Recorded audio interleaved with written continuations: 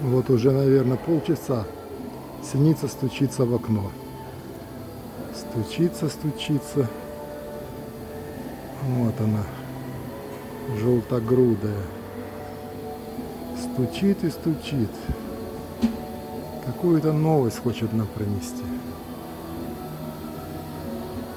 Ну, посмотрим, какая будет новость.